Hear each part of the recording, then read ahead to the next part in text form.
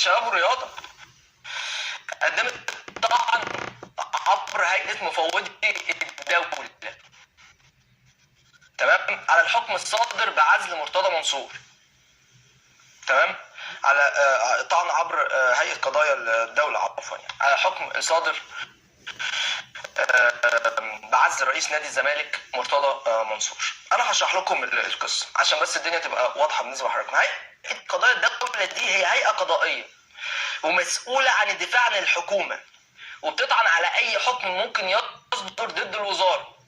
فده بيبقى المسار الطبيعي بتاع القضايا بالمناسبه، تمام. ده الطعن، صح يا جماعه؟ ده الطعن اللي اتقدم النهارده، تمام.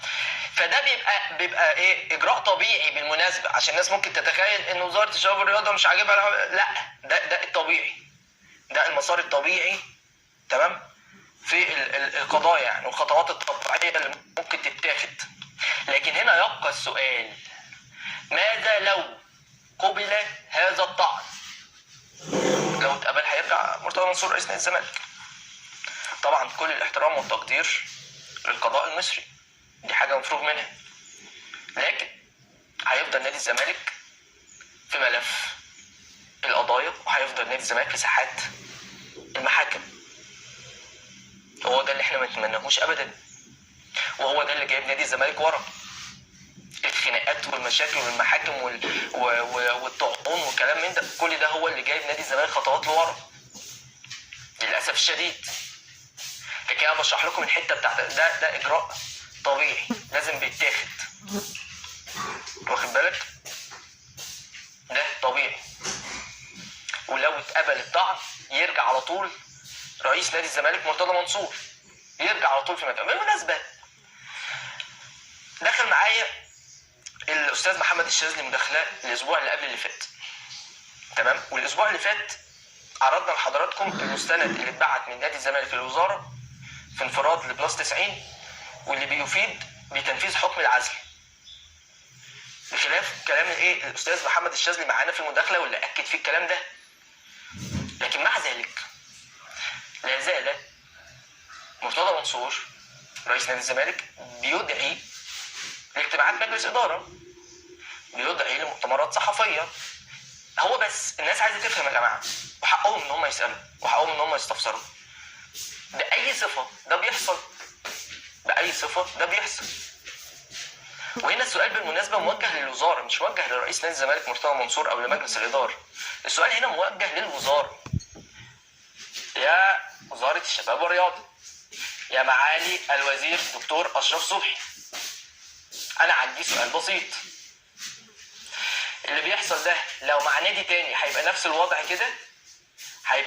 هتبقوا شايفين الدعوه لاجتماعات مجلس اداره، هتبقوا شايفين الدعوه لمؤتمرات صحفيه، وهيبقى كانكم مش شايفين حاجه، وان يكون مثلا في رئيس معزول وبيمارس مهامه. يعني كان الموضوع بالنسبه لكم هيبقى عادي لو الكلام ده حصل في الاتحاد، في الاسماعيلي، في الاهلي، في اي حته، كنت هتبقى نفس تصرفكم دلوقتي. السؤال الثاني لوزاره الشباب والرياضه، يا جماعه هو الناس مش بيضحك عليها؟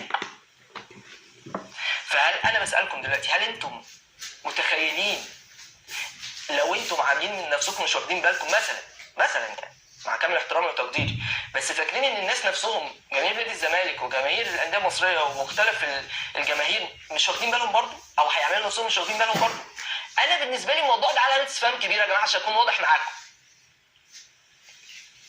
ده العالم كله واخد باله الا وزاره الشباب والرياضه، الا معالي الوزير الدكتور اشرف صبحي. احنا عايزين الاجراءات الصحيحه فقط. واحنا لما بنتكلم ما هو في حكم محكمه. هل الموضوع ليه علاقه بان لا لازم يكون في قرار ودي وجهه نظرنا؟ دي مش وجهه نظرنا ولا وجهه نظر حد، ده حكم محكمه. حضراتكم فين من الكلام ده؟ ده حضراتكم اللي اكدتوا معانا من خلال البرنامج هنا في تصريح انتشر في كل حته للاستاذ محمد الشاذلي ان حكم العزل اتنفذ. وحضراتكم احنا عرضنا مستند رسمي بيفيد بتنفيذ حكم العزل باعتراف نادي الزمالك، رغم ان نادي الزمالك نفى، بس الورق بيتكلم. فحضراتكم فين يا وزاره الشباب والرياضه؟ حضرتك فين يا دكتور اشرف صبحي؟ لان كده جمهور نادي الزمالك بقى متلخبط. يا جماعه ما تراعوا شعور الناس دي، يا جماعه ما تفهموهم حاجه، يعني جمهور نادي الزمالك فهموه حاجه، لو الوضع يمين يمين، لو شمال شمال، بس قولوا لهم، عرفوهم، وضحوا لهم، ما يبقاش الموقف غامض كده، ما يبقاش التصرفات عكس الرسمي، عكس الورق. لكن في كل الاحوال اعتقد دي جزئيه مهمه كان لازم ان احنا نتكلم فيها. والله حد من الاصدقاء بعت لي دلوقتي بيقول لي ايه، بيقول لي ان الوزاره تمام بالنسبه لها الحكم اتنفذ، والوزاره بالنسبه لها مفيش اي حاجه رسمي تقول ان الرئيس ده شغال او بيمارس مهامه رغم ان هو تم عزله. طيب ما هو نفس الرئيس بيدعي على صفحاته على السوشيال ميديا، فاعتقد دي حاجه واضحه، بيتواجد في مقر نادي الزمالك، دي حاجه واضحه، اجتماعات مجلس الاداره دي حاجه واضحه. لكن في كل الاحوال ده الموقف الحالي. نتمنى بكل تاكيد خروج نادي الزمالك من هذا النفق المظلم